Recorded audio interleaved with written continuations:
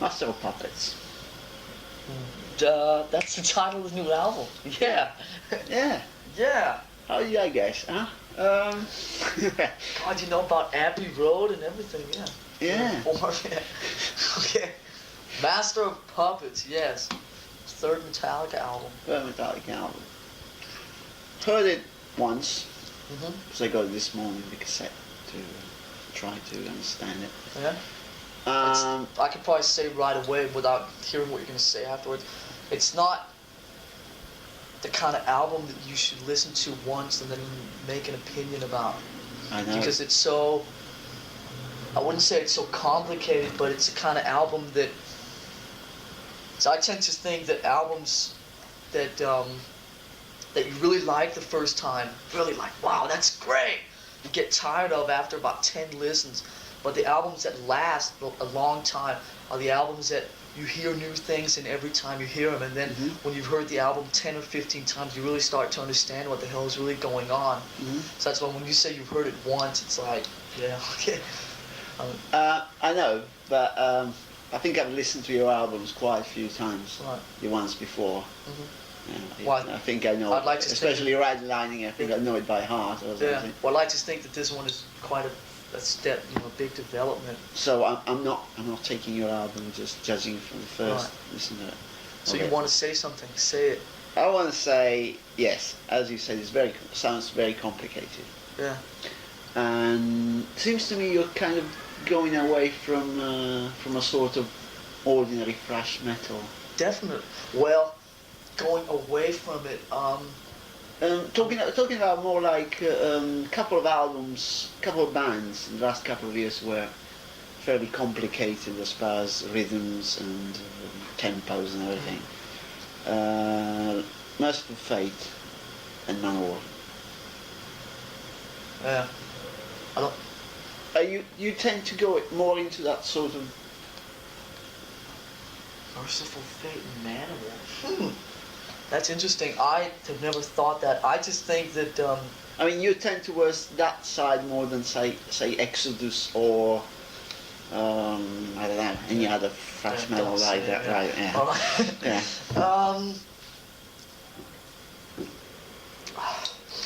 Yeah. Interesting. I've never thought of it that way. I think that what we've done on this third album is that I think we found a style on the last album that we were really. It was like a style, as you've noticed, as I hope you've noticed, that the difference between the first album and Ride the Lightning, the difference between the second album and Ride the Lightning is not as big as the difference between the first two albums. Right, yeah.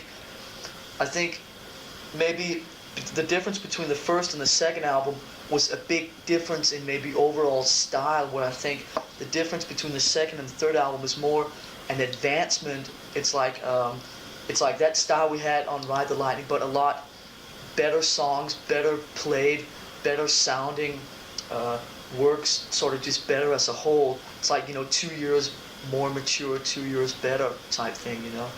I think that we have a style now in the last two albums, Ride the Lightning and Master of Puppets, that we really are happy with. And one of the reasons we're really happy with it, and I think it works so well for us, is we're not limiting ourselves to just one thing. Well, I think some of the bands you mentioned, well, a lot of the bands in that sort of thrash thing, don't need to mention any of the names, played very sort of narrow, and they can't really sort of go further out of the borders of what they're playing. It's very small. Well, I think maybe what you said, Merciful Fate and Manowar, I don't think, I mean, if that's your first opinion, I don't think that what we're doing has really. Well, in a very broad sense. I think, yeah. I'm not I saying think you sound like them, but. Yeah, I mean, I'm glad you said that. I can maybe see some of the musical things we do. Some of the big, say when we have a 3-minute piece of musical things going on with harmonies, I can maybe see the Merciful Fate connection a little bit, because they moved a lot around and doing things like that too. But I think we keep it. I'm not saying anything bad about them. I just think we keep it a little bit easier maybe to understand than some of the stuff they did, and for ourselves mainly. I mean, it's like we don't get so complicated and so lost in ourselves in some of those 3 or 4 minute musical pieces that we do, as I feel that, and then again, I just feel that Merciful Fate sometimes got lost, and it just got so complicated that it didn't really make any sense. Yeah, I think they got so complicated that when they were playing live, they couldn't get the same couldn't do it the same. It was so, they could not make it at all. Yeah. Because they couldn't get the instruments to work like they were working the album. I just think that I don't think we've given up on where we came from. I just think we've added a lot more, because I think the two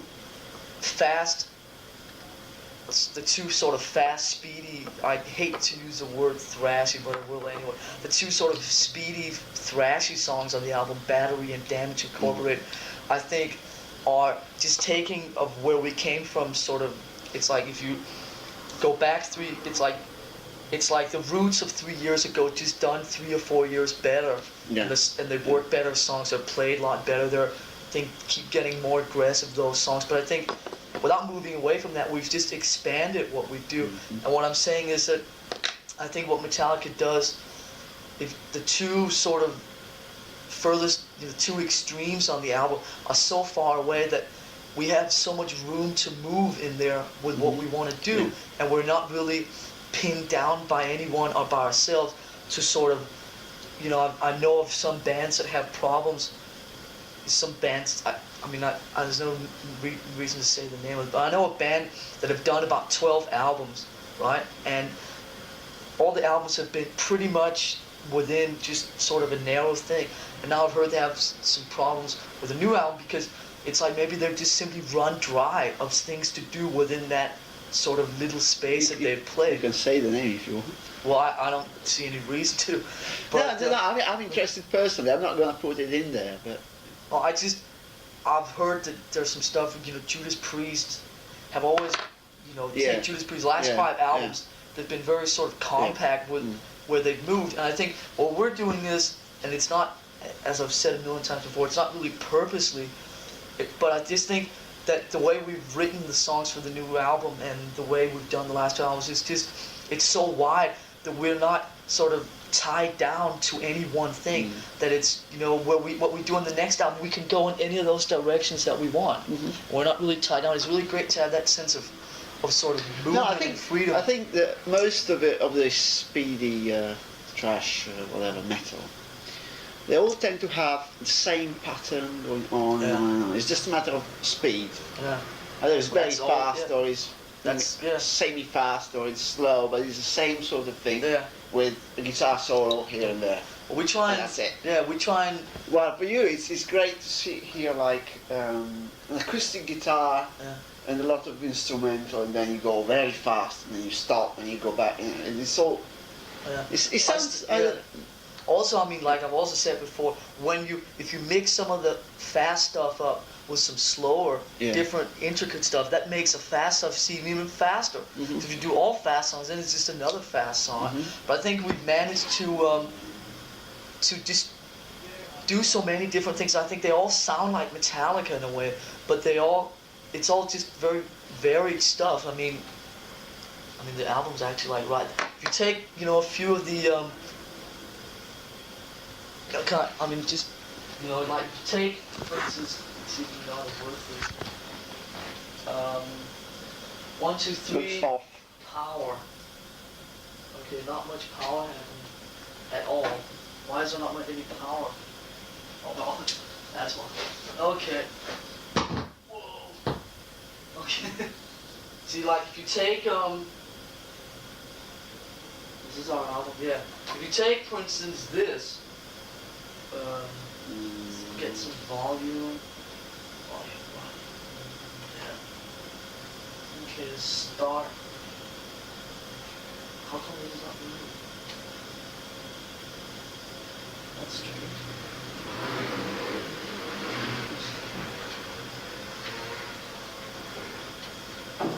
It's not working. Because connected. Yeah, here we go. Yeah, alright. If you take For instance, this. Yeah. Take this, like this.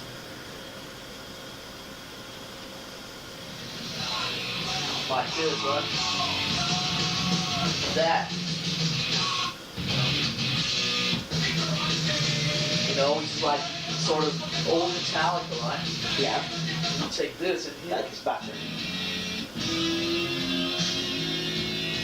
I mean, it's like, it's so far apart, the moods are so different. That's like, we have all that room to move, and all that room is in all the other songs, you know? All the room is, you know, in, you know, here, you know, slow stuff, and, you know, slow, you know, more traditional Metallica stuff, and then, you know, there's stuff like this right here.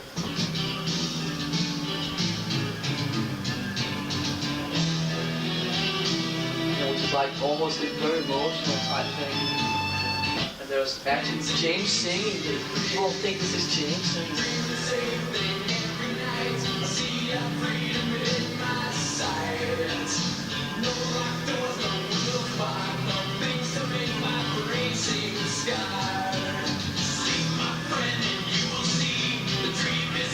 Yeah, so and then there's, you know, stuff like this.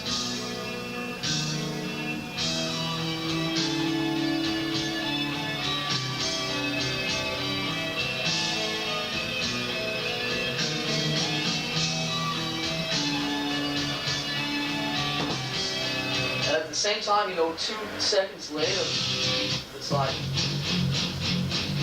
yeah.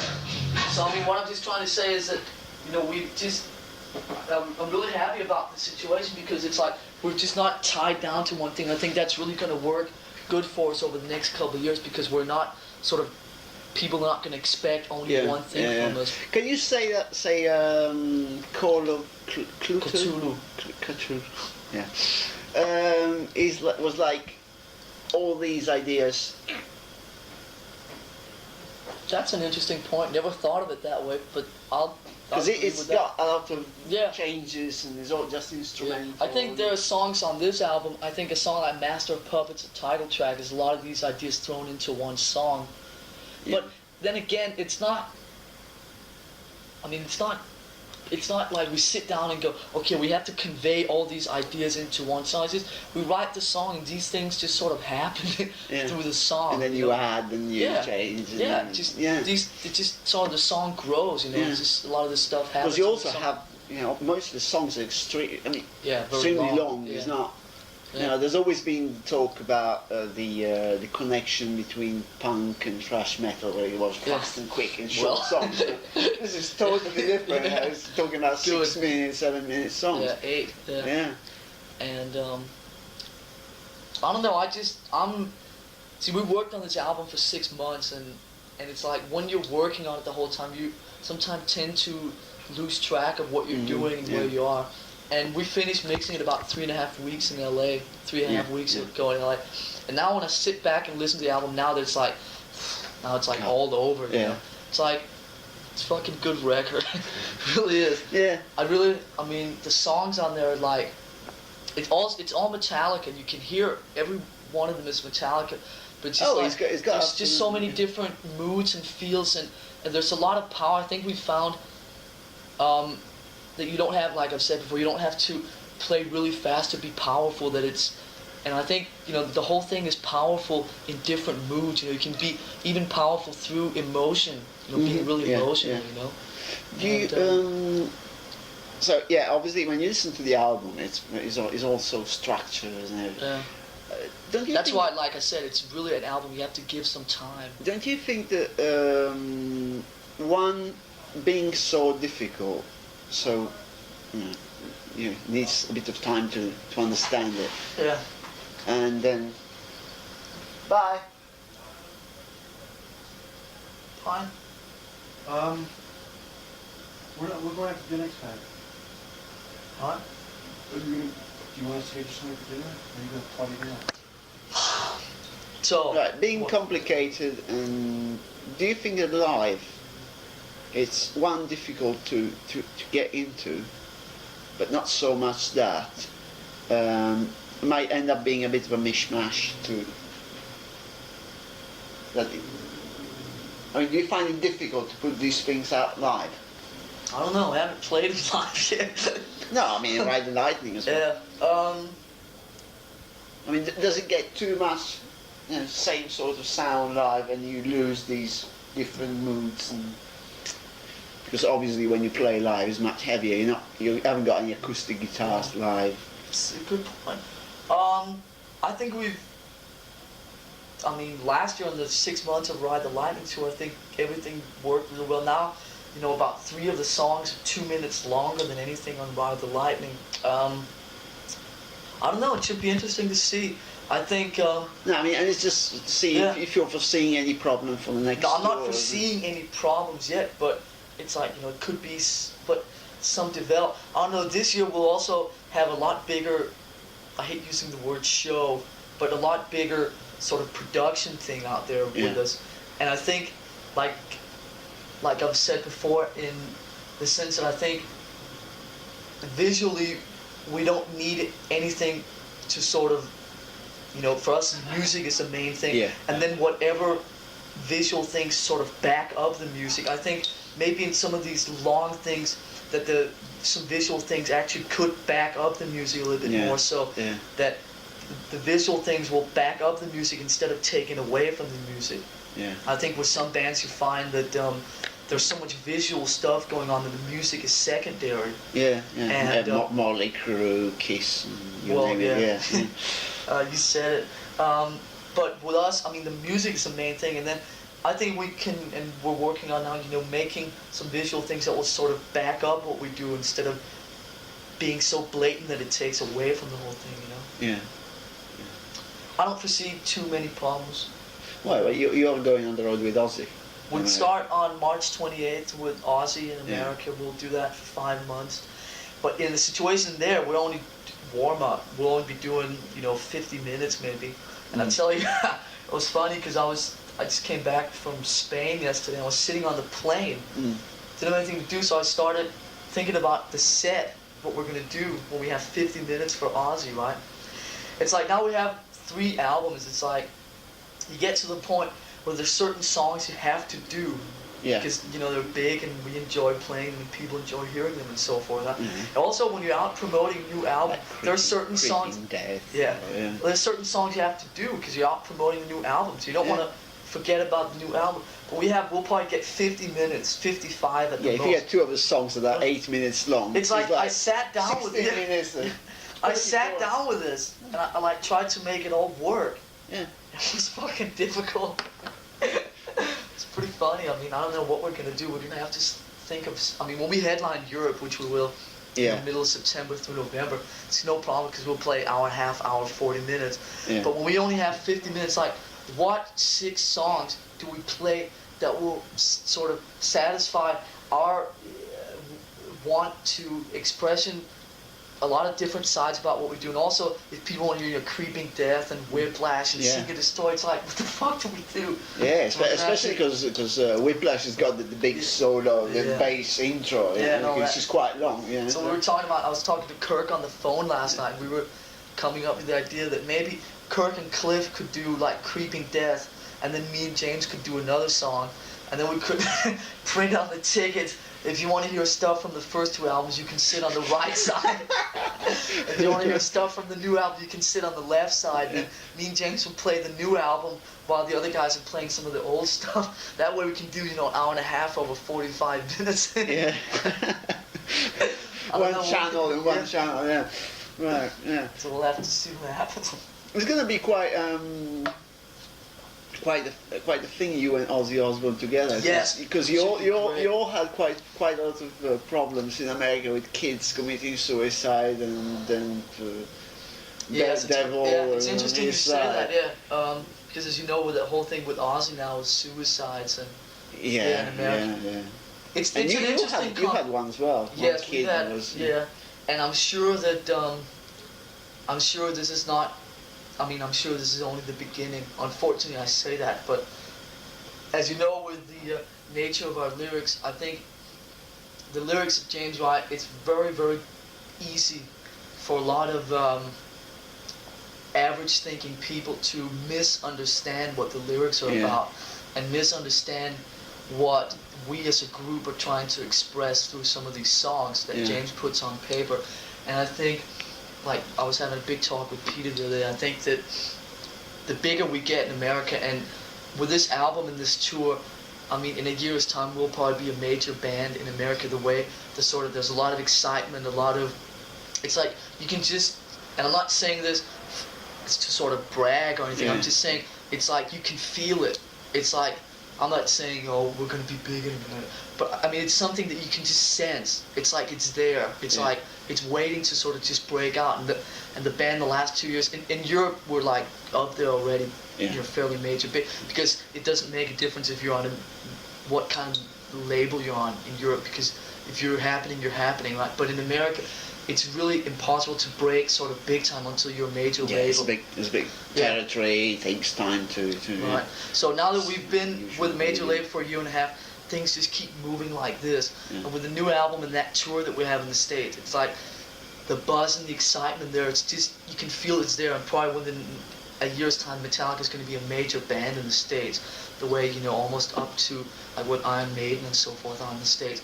And that's when I think that we're going to get a lot more of the stuff that we've tasted a little bit of, because I think it's very easy for people to, like I said, misunderstand some of the things that we're trying to say. But I think, you know, the lyrics on the last two albums, from our point of view, and we hope that people read them the way that we wanted to understand them. You know, but it's just, I think it's very easy for people to misunderstand that a lot of it is actually very, very offensive when, I mean, it's written very offensively, but it's not, it's more meant as a negative, it's sort of more underlying the negative aspects of some of these offensive things that go on around us, you know? Yeah. Which is, you know, what a lot of it's about. I foresee a lot of stuff happening over the next couple of years. So we're ready. We have the best lawyer we can get. We're standing there being ready.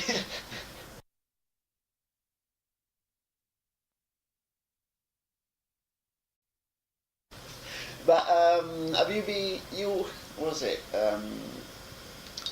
Call of whatever. Cthulhu. Yeah. Was inspired by an old story. Yes. H.P. Lovecraft.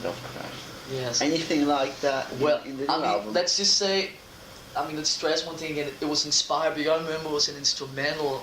Yeah. So But other people saw it as the instrumental translation of. Yeah. I mean, that's the way we maybe looked at it, and how people saw it was, you know, up to themselves. Yes, there is. On the new album, the third track on side one, which is called The Thing That Should Not Be. I was going to ask you what it was, the thing. That should not be is, I wouldn't so much say a continuation, because it's not really about Cthulhu, but it's, if I say it stupidly, I'll say it's about one of Cthulhu's friends.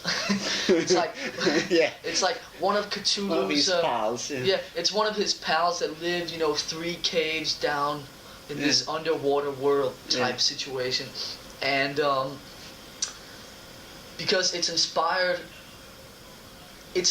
by that story, by that phenomenon, by that whole sort of mythological thing, and it's about the only song that we've had with lyrics over the last 2 albums that doesn't somehow directly deal with something real in this day and age, but then you can turn around and say, well, it deals with this thing's real life. So in a way, it's not, you know, because we've always purposely tried to avoid writing about, you know, fire-breathing dragons and stupid shit like that, you know. But then some people, I could imagine, would say, well, what is this? Isn't this a bit like that? But then, I mean, the lyrics, if you look at the lyrics, they're more written about this thing, or how you want to classify it, as real life. So it's maybe, you know, when we write about, you know, Ride the Lightning, or, you know, songs like Master of Puppets or Disposable Heroes or whatever, it's like, which is real for us. This is real for the thing, which is nameless. And so in a way, it's sort of a continuation of the Cthulhu saga, but it's not about Cthulhu. It's about one of his good friends who hangs out down Yeah. a bit So, further. so this is not one of the songs where people are gonna kill themselves. Or, well, you don't need a lawyer. For No, this this song is probably fairly harmless in that sense. So you're gonna put this in the live show and the right, okay. But yeah, what exactly? I mean, in what way they misunderstand you? I mean, what exactly what do you want to put across? Because I never interviewed Metallica before, so I'd like. We've met before though. Yeah, we met loads of places. We've never done an interview? No, I never interviewed Metallica before. Really? I've seen you like Oh. 6-7 times when you played in Europe. I saw you in. You were in Paris. Yeah. Saw you when. Yeah, I know, we've seen it at all the festivals. I just thought maybe we played another festival in Europe. No. I think it was Poppering. Yeah. Yeah, that was the one. What are we trying? I don't know if we're. See, I don't know if a lot of the stuff is written. A lot of these things with Metallica, and this might sound a bit cliche, but it's actually really true. The music is played by us and written by us, right? But it's also played for us and written for us, which means that when we write a song, say "Ride the Lightning," it's not really. We're not trying to tell anything what they should think about capital punishment or about the electric chair. We're writing it for ourselves. It's like just being honest with ourselves, and between, say, when we're together between the band, or sometimes we talk about, say, case in point, capital punishment, electric chair, and we talk about it between us, and things come up, different viewpoints or whatever, and it's like we're almost writing it for ourselves. We're not lying to ourselves and saying, well, we're really sort of have some fears and nightmares about capital punishment, Ride the Lightning, or suicide, Fade to Black, or being trapped in environments you can't get out of, trapped under ice, or nuclear war, fight fire with fire, or being, held by someone else or something else, like Master Puppets, Disposable Heroes, Leper Messiah. These are things we talk about. We're not afraid to sort of talk about them and then say, write about, chasing a girl down the street. It's like we're just being honest with ourselves. And these are some of the things that fascinate us, and some of the things that we sort of feel that it's interesting to write about this instead of writing about, running after girls or, Satan or whatever. Because, which is all part of, then again, it would clash a bit if you talk about chasing girls in the streets or... yeah, well, it's just not really... With the music, yeah. I mean, I think some of the way the lyrics come across and some of the ideas that are being talked about is a little bit mysterious, and also I think it just fits in really well with the music. But it's not, again, it's not purposely, the lyrics aren't purposely written to fit in with the music. They're just written about things that are fascinating us. It's like one thing that really have fascinated, me and the rest of the guys over in, like, we talked about so much and laughed at and maybe even been a bit scared of, is like, especially in America, about how people think they're so free and people think they're so independent, and it's like, which is the whole thing of what the Master Puppets thing is about. It's about it's about a few. It's like people being ruled by someone else. It could be other people, it could be institutions, it could be drugs, it could be alcohol, it could be religion. I mean, it's a number of things that could be run by or ruled by, only they don't really know. It's all subconsciously, which is really what the whole thing of Master, like, with someone holding the dolls and all that, and ruining it, and sort of planning them out and telling them what to do, and now you move your arm and all that. That's really that whole thing. And there's 4 songs on the new album that deal with that issue in 4 different ways. There's Master of Puppets, which deals with someone's life being run and ruled by drugs, only he doesn't really know it and is afraid to admit it. There's the song Disposable Heroes, which deals with a young kid's life being sort of run by his parents and by the government, and them sort of being proud of him going out to war and fighting for all this stuff he doesn't know about. He's sort of just an extension of these people's war ideas and so forth. So he's a puppet in that sense. Then there's a song which people a lot of times find an interesting title. We have the title called Leper Messiah. Yes, second song of B-side. Yes, which is one thing. A lot of times at home in San Francisco, when me and James have been out, drinking all weekend or whatever, on Sunday night, just sort of sit on the couch, you know, real burned out from the whole weekend. On Sunday night, American television, a lot of the channels, they have what is called sort of TV religion, or sort of, the proper word is evangelism, which is they have a preacher on television preaching, you know, the word of God, you know, speaking out of the Bible, talking about Jesus and whatever, right? And then he's it's really, really interesting. It's something that really has to be believed, seen to be believed. And then he talks about, you know, if you send me money, you can go to heaven sooner. Well, I've seen some of those so-called new prophets, or and it's all preachers on TV going. And it just basically what it does is it works on people's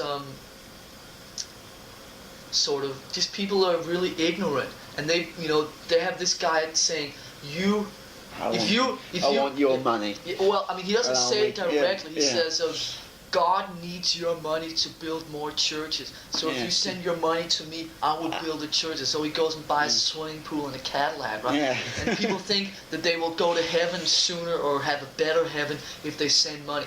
And just I mean, it's very, very, just people being very ignorant and being just very stupid, basically. Yeah, and then, I mean, so a lot of these songs deal with different types of being manipulated. Yeah. And these are just some of the things that interest us, so we write about them. Period. Yeah. No, but we're not like, which was your initial question, how do we want people to sort of receive this? I don't really think that we want people to, it's like this is what we feel, this is what you make up your own mind. It's not, we're not pointing the finger saying you have to think. It's like, we're not saying this is our statement, you should sort of agree with it. It's just, this is what we feel, and that's it. You can look at it how you want. If they really understand what you mean, they probably get even more upset. You know, if you're talking about Master of Puppets in this way. Well, yeah. But I mean, then again, they would probably have to be us to understand it from our point of view, because of the way we live and the life we live and the thoughts that we have and the beliefs and so forth. You know, I mean, middle class America. Something we could talk about hours, because you know I'm Danish, right? And it's like, for me being sort of an outsider in sort of middle class America. You were born in Denmark. Or? Yeah, I'm Danish, still Danish citizen. Lived 17 years in Denmark, and then in 1980 came to America. Yeah. So it's just a lot of, you know, stuff that, I mean, you know, you can actually talk about it for hours, and it's like, I mean, where does it? We just write songs, write lyrics, and write about things that fascinate us, and people can interpret it the way they want to.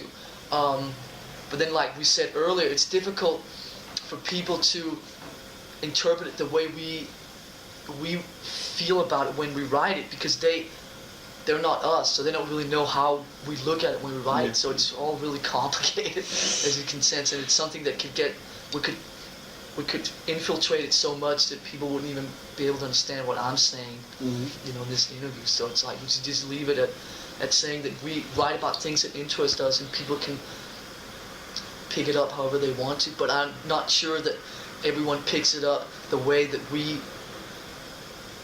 feel about the thing when we initiate. Well, obviously it's an old statement, but it's generally known that in Europe it's difficult for people to understand what you're talking about, because the lyrics are different, especially the way James sings. You know, it's very. Well, that's why we always. That's why we always have lyrics and. It's very difficult to understand. There's a lot of words like that you can't hear because he's too fast. So it's that's why we have lyrics. You can sit and read them. Yeah. So, but generally speaking, it's a bit difficult for people to. It's going to be lyrics on this album as well. Definitely. So go for that. You can have a look at them after if you want. Yeah. Okay. Shall we carry on or stop it? Because I think we are like 1 hour late. No, I mean, I don't care. No, carry on. I mean, carry on till you feel that you have enough for what you want. Well, I think I have enough, because it's like you've been talking like hell. But we haven't covered very much.